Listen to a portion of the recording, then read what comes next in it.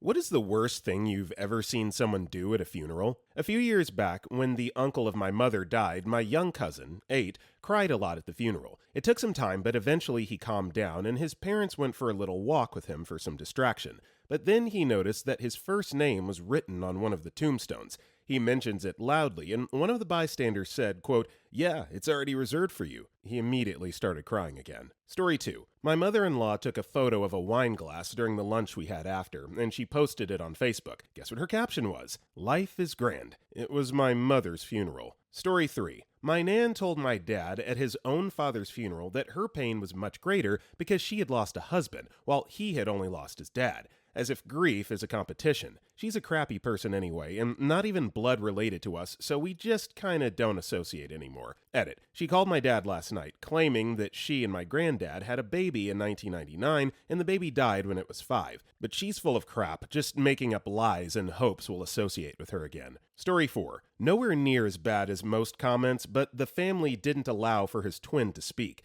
Straight up skipped over the allocated time for the living twin to get up and speak about his brother, who was his last remaining immediate family. I don't think I can ever forgive the late wife for putting him through that. She treated him so horribly all throughout the sickness, and then to not allow him to be a part of the funeral was the final nail in the coffin. Edit. I didn't think this would resonate with people, and I'm truly shocked. Please consider making a donation to your local cancer research foundation, or donating stem cells. Cancer sucks. Story 5. My sister murdered her father, my stepfather. At the time, we didn't know she was guilty. By the way, just so you know, she did this purely for financial gain. During the viewing, she drug her little boy to the casket, and because he didn't cry enough to suit her, she pinched him in the upper arm until he was sobbing, and then took him around to everyone, saying he was really crying because he loved his gramps so much. So, with this being more of a retrospective story, I certainly hope that she was caught, convicted, and is now behind bars, if nothing else for being a despicable human being. But man, like to murder somebody? What the heck? Story 6. Not a funeral, but when my granddad passed and we went to view his body at the crematorium, my aunt started stealing from the facility the second the employee's back was turned.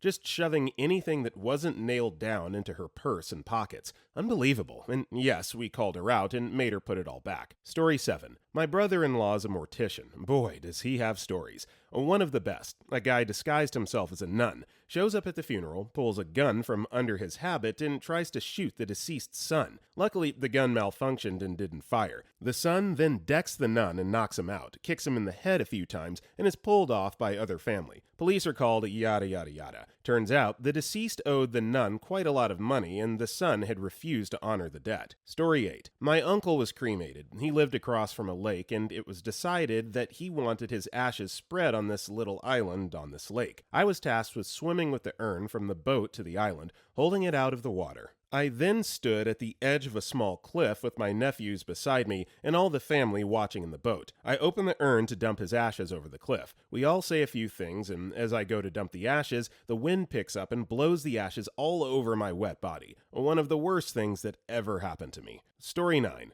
I had a fit of hysterical laughter at my father's funeral just about the time people started to gather at the mortuary. In my defense, my mother had a nervous breakdown. My father died 4 days after we found out he had lung cancer. There was a lot of crappy stuff surrounding the funeral organization. My mom just flipped. My siblings were 15 and lost, so I was at 23 left to handle it all. I kinda lost it. You know, grief forces some absolutely wild things out of you, things that you can't necessarily control, so I totally get that, and hopefully that was quickly forgiven and understood. Story 10. The officiant moved the partner of the deceased back a couple of rows because they weren't family. At least that was their initial reasoning. I'm sure it had nothing to do with the partner being the same sex. I was furious, and then it got worse. The officiant decided to make the entire funeral about mental health and how everyone should get help. Nothing about the life of the loved one, no celebration of their accomplishments, of the beauty they brought to the world. Nothing. Keep in mind that 80% of the congregation still believed the death was because of physical health reasons.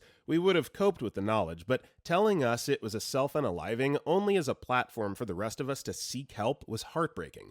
Only funeral I've ever rung and complained about. Story 11. My uncle died. He was gay. My grandmother couldn't handle that. My uncle left a letter to be read at his funeral. I don't know if my grandmother planned it all alone or what, but gets to the part that says, "And to my nieces and nephews, I want you to know," and instead of reading what was there, I know because me and my dad helped my uncle write it, She went on this huge, insane tangent with tons of swearing about how, quote, none of us should be like him, commit his sins, etc., and that he died of AIDS as a punishment. That was the most homophobic and hateful few minutes I can ever remember hearing. It was so disrespectful to everyone and so terrible. She was an ugly person. Story 12. A local boy died after being hit by a car while riding his bike. I think he was like 11 or 12 at the time. His sister, known to all to be very attention-seeking, immediately was doing news interviews, which just seemed odd, considering he had died earlier that day, but whatever. People grieve differently, I suppose. But then, at his wake, she took a few photos of him in the casket and posted it to her public Instagram story. It was super bizarre and just bad taste. Story 13.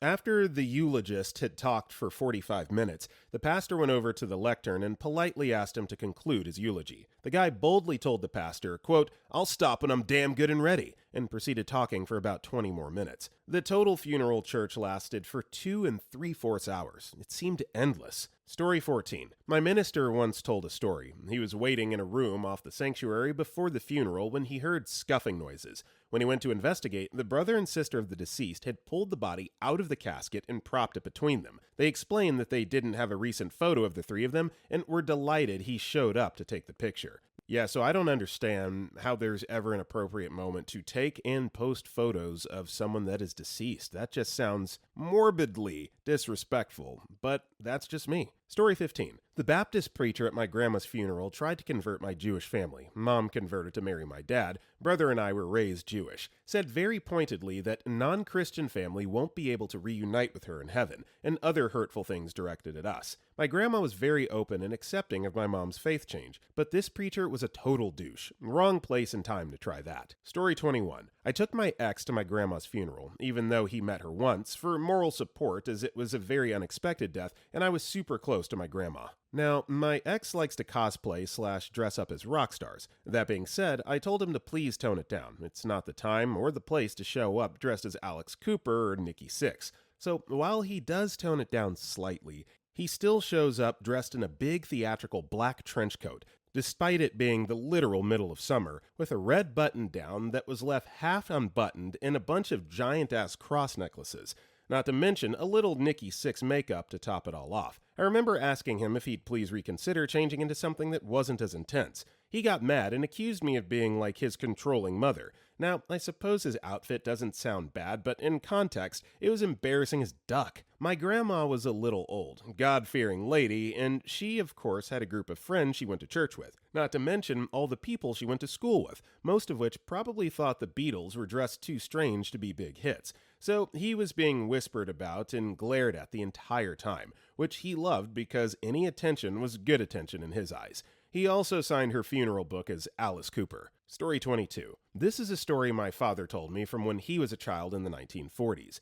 There is an AME church beside the farm where he grew up in rural South Carolina. The church had no electricity. There was a funeral there one evening, and the church was lit throughout with candles. The church building had existed since just after emancipation and was in really bad shape. The flooring had been severely damaged by termites. During the funeral, the floor gave way, making the casket tumble and the body fall out.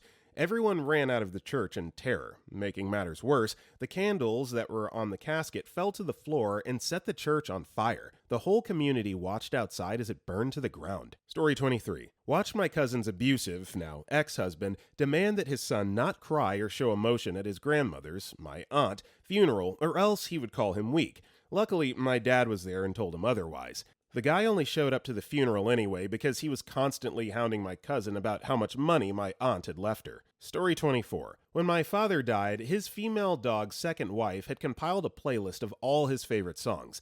Jimi Hendrix's national anthem rendition from Woodstock started playing. My half-brother made a funny comment to help lighten the mood and said, quote, "Hey mom, it's your favorite song," because she didn't enjoy it, and she instructed my brother to turn it off. She also did not introduce myself or my aunt and uncle, my father's sister and her husband, to anyone at the funeral, barely acknowledged us. Effing idiot till the very end. And she had the audacity to try and say she loved me in front of everyone, and I just looked at her and left. Listen, I will not tolerate any slander of Jimi Hendrix. I simply won't stand for it. And more specifically, his national anthem rendition is like literally GOAT tier. If you don't know what I'm talking about and you've never heard it before, just pause this video real quick and go look it up. It is so incredible what that man was able to do with just 6 strings in his fingers. Story 25. At my dad's funeral, one of his old bandmates, from about 15 years ago at the time, promoted his new band. It was at the part where people go up to the mic and say some kind words, speeches, etc. My dad unalived himself, and some dude used it as a marketing opportunity. There was also a pastor there who was playing hymns.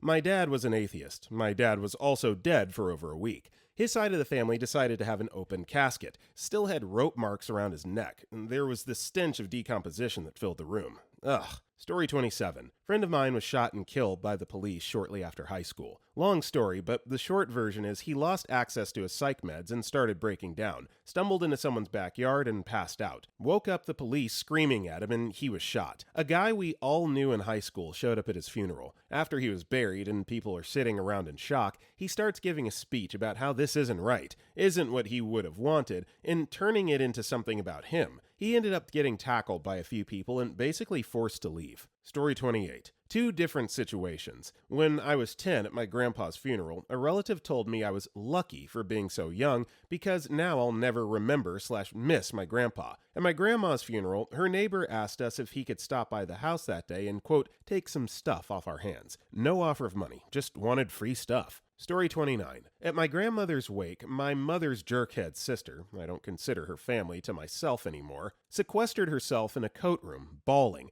throwing herself a pity party because no one was talking to her. Why? Because her boyfriend drugged and SA'd my brother and she stuck by her boyfriend's side the whole time. Family who didn't know the circumstances of her being a pariah showered her with sympathy because we were all being so mean to her. Jerk. Story 31. This is really hard for me to write in words, the pain I witnessed, gone through. In high school, we were always the same 4 guys together. Jonas, Blake, Matthew, and I. 4 nerds spending the days together, every single day. We had a very nice bond together and we went along very well. We jokingly said, we'll stay together, in touch, forever and beyond until death splits us. 2 of the 4 died in 2010 in a car crash, Blake and Jonas. They were on their way to Matthew's for his birthday. Jonas had previously told Matthew he wouldn't miss his birthday and 100% would attend. Circumstances being he died and the party never occurred. Matt and I were just demolished to the fact that the quatuor was now a duo. We missed our friends terribly, and I still do. This is where it gets really hard.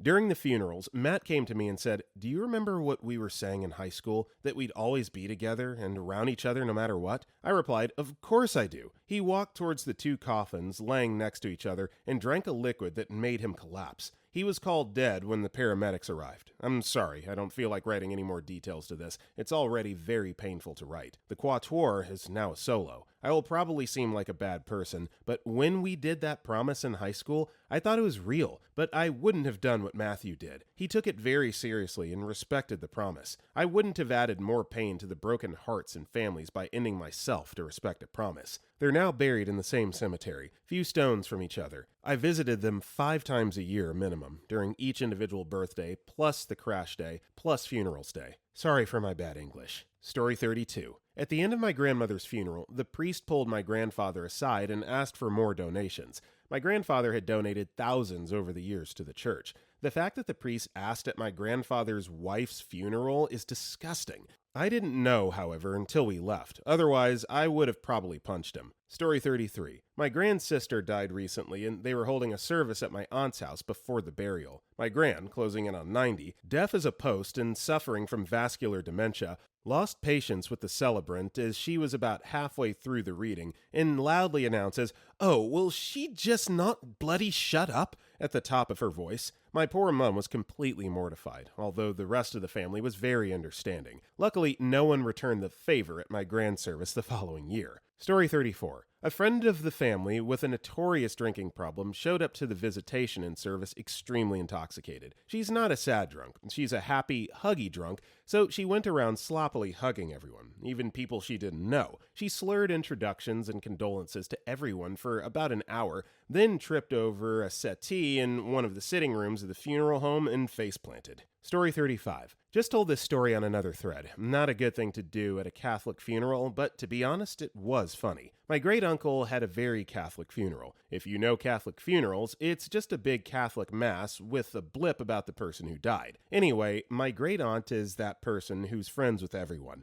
so a lot of people were coming to the funeral. I went early to the church to make sure it was set up, check in with the priest, etc., and one of her neighbors, a little old lady, came in with who I assume was her granddaughter, who was probably in her mid-30s or so, lest anyone thinks she's a kid. She said she was Jewish and had never been to a Catholic ceremony before, and asked what would be / what wouldn't be appropriate. Super respectful. One thing that came up was that, if you're not Catholic, you don't go up and receive communion. You just stay in your seat.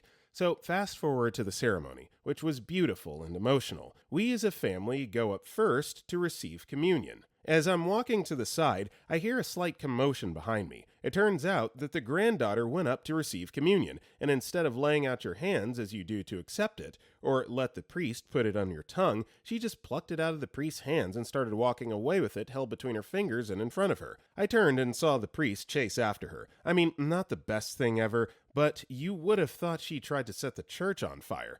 The way the other little old ladies were carrying on about it. I still kind of chuckle over it. Story 36. The granddaughter of the deceased started a fire in the church bathroom during the funeral. No idea why she did it. She wasn't mentally well, though, and her grandmother's death really messed her up. Luckily, it was put out pretty quickly and didn't cause much damage. Odd thing that it was the men's room and not the women's. Story 37. My uncle passed and the priest was new in town, young and nervous as hell. He got stuck in a loop. You could tell he was trying to break out of it, but instead kept repeating the phrase in different and more horrible ways.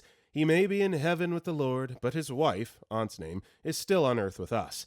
She is alone and needs our comfort. When we go home tonight, we have friends and family, but she'll be in an empty house. She'll wake up to an empty house and an empty bed. She'll be alone from now on, and we need to remember to invite her to things because she's alone. At one point, one of my other aunts huffed loudly to get him to stop. It didn't work. He ran himself into the ground, telling us how empty and alone she is now that her husband is dead. We went to support my husband's cousin when his dad died. Everything was really normal. The end of the wake, before leaving, a woman waddles up to the front of the church. She's not his wife or the mother of said cousin. She's the mistress. He had been living with her for years, on the side. She was a large woman. Very. His wife was large too, but this woman had to be pushing 400 plus. Mistress took the microphone, and I'm not making this up. She told a story of how caring he was and went out on the time she fell through the floor in the kitchen, and he comforted her until rescue came. The mistress made a speech about how much she and the deceased loved one another in front of his wife and children, and then shared a story about her morbidly obese body falling through the floor, which made her realize her love for him. Story 38. At my friend's funeral last year, one of her relatives got up and gave a eulogy that was all about himself and his place of worship. That was pretty infuriating, given that she was not a part of his religion. At a different friend's funeral, also last year, her sister sang an incredibly heartfelt and incredibly poorly performed song while playing guitar earnestly but, at best, averagely. We gave her more applause than she strictly deserved, but less than a standing O. It felt really weird to be applauding at such a small, non-celebrity funeral. No one really seemed to know where to draw the line between support of the grieving sister and proper deportment at a funeral. Story 39. Got a couple stories, a crap one and a funny one. All names are fake. Crap one. Husband's mate James died by self-unaliving himself. Their friendship group, all knew each other from secondary school, came for the funeral. At the wake in the pub after, Susan said, quote, "There's a James-shaped hole in our lives." We all nod. She adds, "There's a Lucas-shaped hole in our lives too." Lucas was exiled from the group after pleading guilty to downloading 100K plus child abuse images, many in the worst category, as well as how to find a victim manual. The fact that she dared to compare these two men filled us with disgust. Susan had been exiled as well. Funny one. Husband's mate works part-time in his dad's funeral director business. He was working one day at a burial and dropped the hearse keys into the freshly dug, coffinless grave, and the brother of the deceased had to fetch a stick to retrieve them.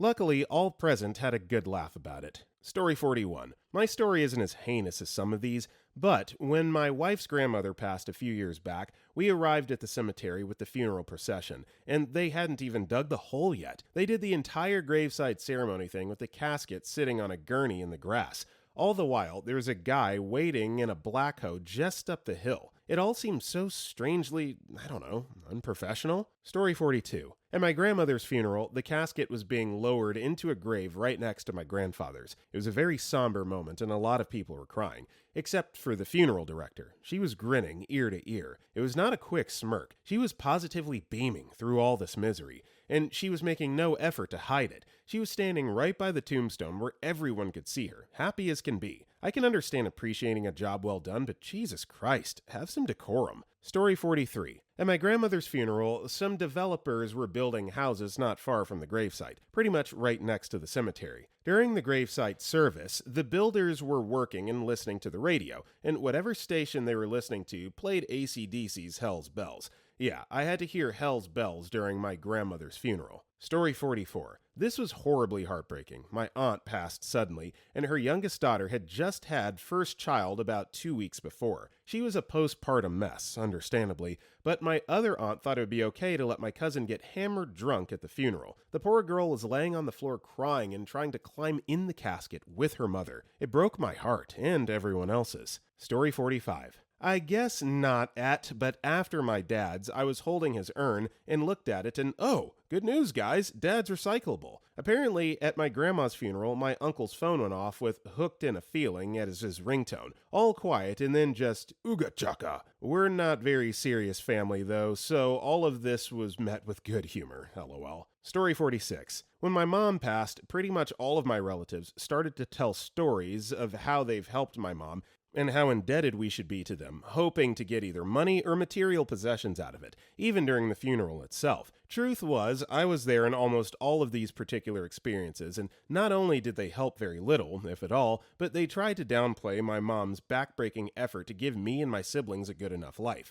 It's then and there that I lost any faith I had in my remaining relatives and family. A tough lesson to learn, but a valuable one nonetheless. Story 47. This wasn't necessarily a funeral, but I once had a professor at my junior college who had a funeral policy that if you were going to miss his class because you were going to the funeral of someone, you had to take a selfie with the body or ashes to present to him the next day as proof. It was an actual legit thing that he had written into the syllabus of his class. I had to contemplate my argument against it when my grandpa got deathly sick halfway through. Yeah, this isn't even something that you should be joking about, let alone laying down a hard and fast serious rule in your syllabus. That coach or that teacher needs to lose his job. Story 48. In 2015, my brother passed away due to self-unaliving. It was obviously very tragic for my family and very unexpected. Where I live, the gentleman who runs the funeral home is also involved in the police department / first responders.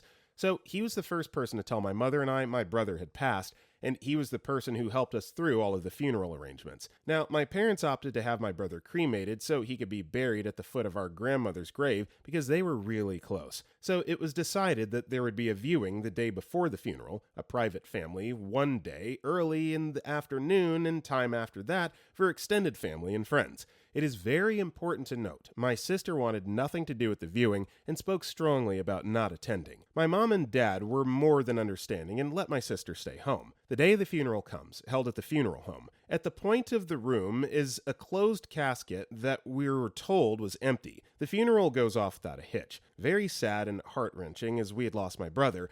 But about 1 minute after the funeral ended, 2 men, I assumed worked for the funeral home, walked to the front of the room and opened the casket to reveal my brother. In front of my sister, who specifically asked to never have to see my brother like that. Screaming and crying ensued, and my parents were beyond pissed off. It was discussed multiple times beforehand that the casket would be empty and that the only time to view the body was the day before. The men's reasoning was that there were people in attendance at the funeral that hadn't went to the viewing, therefore they wanted to offer them an opportunity. 1 minute after the funeral had ended, with no announcement or warning. Story 49. It's not that bad, but bad enough to joke about. My siblings and I all chipped in for a big flower arrangement and card. Oldest sister took initiative to order it. Well, we went down the line of names on the card, but after her, and before any of the rest of us grandkids, she put her dog. At face value, it's like, what the F? Why's the dog before me? Then, at second thought, where's my dog? Or my cats? Or my other siblings and combined 6 pets? TLDR, sister put her dog's name on the card before her 3 siblings and omitted the other 9 pets in the family. Story 50. An extended family member tried to forcibly open and crawl into my great-grandmother's casket in order to take her jewelry that she thought shouldn't be buried with her, or else she couldn't move on. Also, she wanted to pawn it. Same relatives also rolled up to the gravesite service in monster trucks and drove over graves to get closer. Story 51. My cousin's husband is the type to record every event and put it on Facebook. When we were all outside saying our last goodbyes to my grandmother's casket, crying and mourning, here he was recording everybody because my cousin couldn't make it to the funeral and he wanted to show her how it went. It was so disrespectful, but of course no one wanted to make a scene and call him out for it during my grandma's funeral. It put a bad taste in my mouth about him after that. Story 52. A brawl broke out at my cousin's funeral when I was like 6. I look up and my mom was beating up my cousin's ex, who she felt was responsible for him being killed. Then my uncles pulled guns out and chased some dude out of the cemetery. It was wild. I just sat in the back of this van with this random Asian kid and we talked about movies we liked. Story 53. A little over a decade ago, my uncle Chris passed away during a messy part of his life. At the funeral, a fight broke out and got so bad, they ended up knocking over the casket and my uncle fell out. His mistress then threw herself on top of his body. It was a scramble to get him back to normal. I don't go to funerals anymore. Story 54. At my great-aunt's memorial service, another one of the aunts went out in front of me when I was supposed to speak and started with, I asked the pastor if I could speak today. He said no, but I'm coming up here anyway. She then proceeded to rant about how the devil has infiltrated our family. Story 55. Funeral of a young adult that unalived himself. His best friend's farewell speech in front of everyone was, thank you for not telling me you had wanting to self-unalive ideas. It makes my grieving a lot easier. I've never experienced such a heavy, awkward silence. And also never wanted to hit someone so bad. Story 56. This wasn't at the funeral, but when my friend found her grandpa dead, she took a selfie with the dead body and posted it on Instagram. When I first saw it, I thought this was a picture before he died of him sleeping. However, my friend confirmed a few years later that it was his dead body. The picture's still up. The body wasn't bloody or anything, but I found it a little weird to take a selfie of a dead body you found a few minutes ago. Story 57. My friend had a Catholic funeral. He wasn't Catholic, but his parents were. It was awful. 12 different priests got up to talk, despite the fact that none of them had ever met my friend. They didn't know anything about him and didn't talk about his life at all. They just talked about how he was lucky to be a Catholic because he was going to heaven. They then said that our other friend, who had died in the same accident, was not so lucky. I was pissed. Story 58. My dad brought his new girlfriend to my mom's funeral. The divorce was very contentious, and my mom had unalived herself. Granted, it had been about 2.5 years since the divorce, but my mom hadn't moved on at all. My mom's extended family ended up starting a fight in the parking lot and wouldn't let them in the building. Story 59. I didn't see this in person, but everyone in the family has verified the story except the perpetrator, so I believe it. Long story short, my late great-grandfather left one of his stepdaughters in charge of the estate when he passed.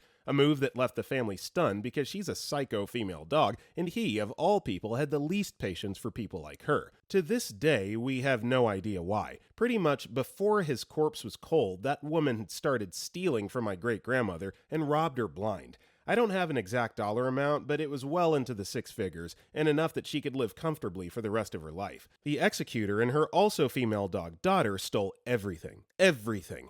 During the process, they had my GGM move in with them and refused to let the family see her. When her crimes came to light, they were convicted and the judge only didn't send them to prison because GGM begged him not to. Fast forward to GGM's funeral, and while the pastor is talking, it quickly became apparent that the 2 psychos had lied to him and spun elaborate stories about how they were wonderful to GGM and were basically living angels.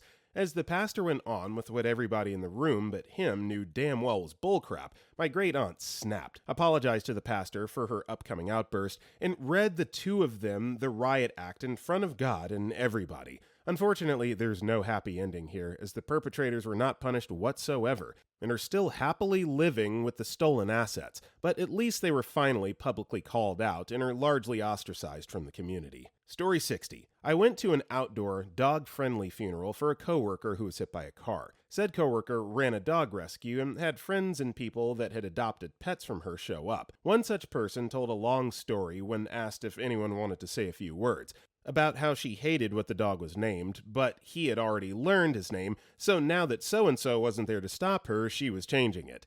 The same deluded person proceeded to be told off by the office mama bear for asking the mail delivery guy, who witnessed the accident outside our building and was there when coworker died, what the body looked like. We found out later she also tried to go home with the deceased dog. What a peach. Story 61. My time to shine. 6 years ago at my grandmother's funeral, myself and my cousins were asked to carry my dear Nana's coffin through the chapel and place her down up front. I'm the shortest of the cousins, so was at the back with my other vertically challenged relatives. All was going well until we walked past teary family members. Trying to keep my composure as I hear my mother sobbing, start to lose it. Tears fall down my face. Then it happens. I stumble, fall to my knees, knocking my cousin in front of me. Crap. Before we know it, we've dropped dear old Nana's coffin. No. Coffin falls to the floor. The lid comes off. Nana's arm falls out. Pallbearer rushes to help. More sobbing, screaming, children wailing. I was mortified. When we were walking out, we found Nana's false teeth on the floor. I've never been so embarrassed in my life. At the wake, people kept asking me if I was all right. I wasn't, and I'm still not. Story 62.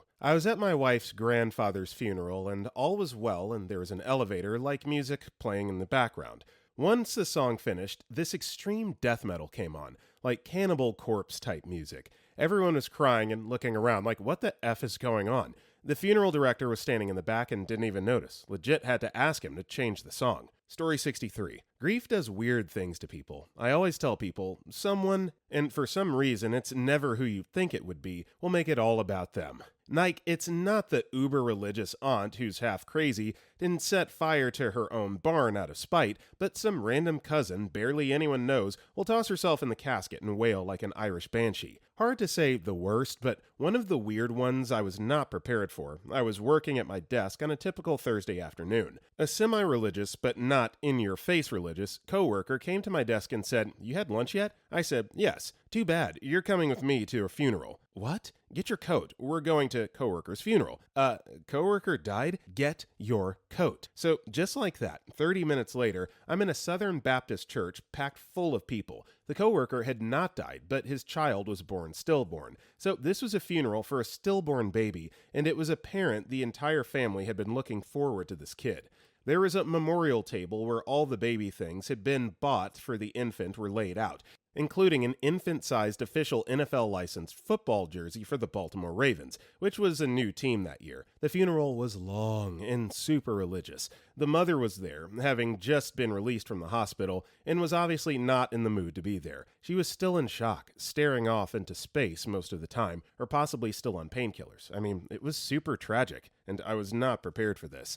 But the star of the show turned out to be the maternal would-be grandfather, who was orchestrating the entire event, and the buyer of said football jersey. He was a super fan and talked about he and his dead granddaughter would have watched football together, as if that was somehow the pinnacle of the tragedy. He was acting very weird, but he was grieving, so, some people are just weird.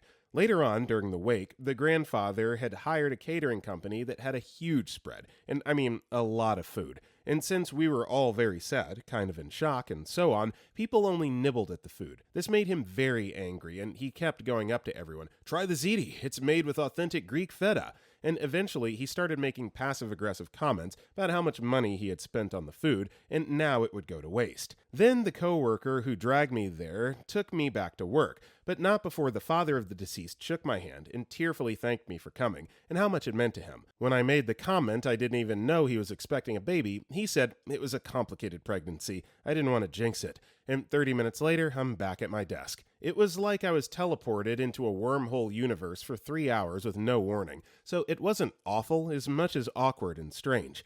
I understand why the coworker took me there. A few coworkers were there. But to just suddenly be hum-de-dum, work, work, work, dead baby, heavy religion, angry grandfather, crying coworker, doo-dee-doo, back at work, with no precursor was so weird. Story 64. Went to a Zoom funeral last week and it was insane. It was a tragic, unexpected death of a son. The mother was absolutely inconsolable and hysterical. She threw herself on and in the grave, screaming and pounding madly, till eventually she had to be picked up by 3 to 4 people and taken away after 45 minutes of this. The laptop/camera broadcasting the service was for some reason placed at the very front, almost right next to the grave, looking at those in attendance, so it felt like I myself had died and was being buried attending my own funeral with my mother going crazy. Audio was also very loud, like something out of a horror movie. I was disturbed for the next few days, and I had to join some standard work calls right after, so switching gears into that was strange and difficult to me as I couldn't get it out of my mind. I know it's probably not the highest priority at a funeral, but if you're going to do Zoom, please place the camera somewhere appropriate and probably towards the back. Story 65. I was the spectacle. I was like 8 years old when my great-uncle died. I barely knew him. He was cremated, and it was his request that his ashes be spread on his property in Maine. My family goes to the service, and as part of the service, they request that everyone takes a little plastic Dixie cup of Great Uncle Tom's ashes and spread them. Well, there was a strong northeastern wind, and I, not having any sense, threw the ashes right into the wind as I was saying goodbye. My mouth was open, and the ashes got in my mouth. I justifiably freaked out. Story 66. Take over someone's funeral. Like, the family was specifically asked to limit their spoken memorials to 5 minutes. Then these so-called Christians got up after and spoke for 15 to 20 minutes each. They didn't ask the family if it was okay for them to speak, and 2 weren't even known to the family. But the person who died was a recently converted follower of Christ, so these people felt like they had a right as a fellow believer/friend. Story 67. I went to the wake of my 2-year-old godson. His dad found him dead on Father's Day when he went to kiss him goodbye before going to work. The poor boy's mother was a piece of work. She showed up incredibly late to her toddler son's wake in super revealing and inappropriate clothes, and everyone focused on her. She looked like she was enjoying the attention. It was rough. I told my friend I couldn't attend the church service because it was too hard. Story 68. My husband is a funeral director, so he gets to see all kinds of weird stuff. It's common to have to call the police because relatives will get into a fist fight during the ceremony. People who haven't spoken in decades coming together in small space is typically a bad idea, especially if there's any type of will or money involved. Story 69. When I was 14 or 15, can't remember the exact age, my great-grandpa passed away. It was my dad's side of the family, and most of them are Roman Catholic. We are not. My dad became atheist once he moved out of the family home. Well, during the service, there was a lot of kneeling and standing, repeatedly. My dad leaned over and, not so quietly, said, "They're doing church Pilates." Same funeral, my dad and I were asked to sing at.